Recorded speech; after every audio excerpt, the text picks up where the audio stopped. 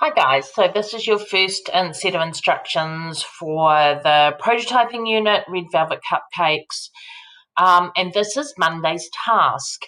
Now, I've asked you today in the computer room to evaluate the ingredients. Now, it's really important that you understand in food science why ingredients react like they do. You will find that things like flour add body and bulk to a baked product like cookies, but they also add things like gluten, which makes bread chewy, and they, depending on how dry your mixture is, changes how crumbly or how hard your biscuits go, or whether they go a little bit chewy. So the products you use have a huge impact.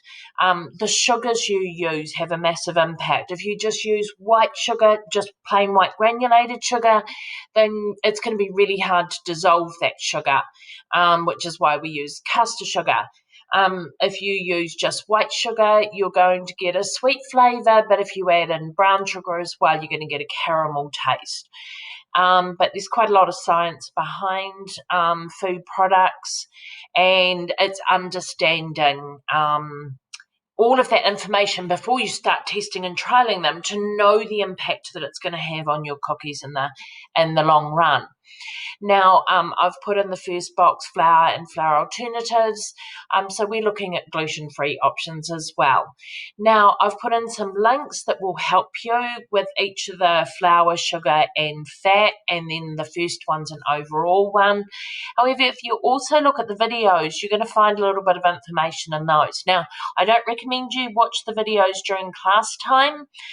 That is definitely something that you can do at home, and I will be sharing the recipes with you. I will have shared the recipes with you by now, so hopefully you've had a look at those at home just to give yourself a bit of a head start on where we're going and what we need to do for this unit. So you can see we've got flour and flour alternatives, and if you click on this link here, it will take you to these sites, and we whiz down here, and this looks at different types of flour. It doesn't look at gluten-free, it only looks at standard wheat flours. The main function of flour is to build structure. So that bit there, you will put into what is the function of flour. It builds structure in your cookies. Go down here.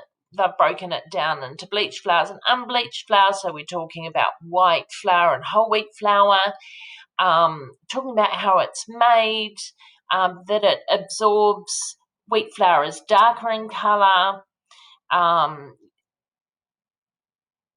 Just flick through this really quickly and find the bits that you need that are relevant to cookies.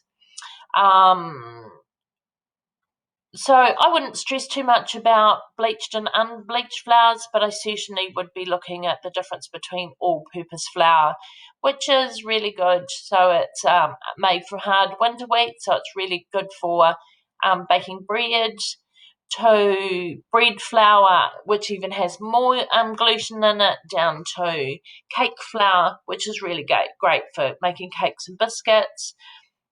Self-raising has the baking powder added, and then down to whole wheat flour that all still contains some wheat, and how that reacts when it's used.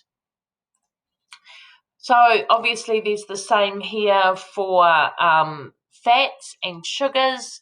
Fats, think a little bit outside the square. Once again, when you look at the recipes, you're going to see that we use butter, we use margarine, we use coconut oil, and we use another type of vegetable oil. I think we're using canola. So look at those. Now, if you don't know, if you've got nothing to put in evaluation, then that's cool too. We can leave that until you've started doing some testing and trialing. Hopefully that helps.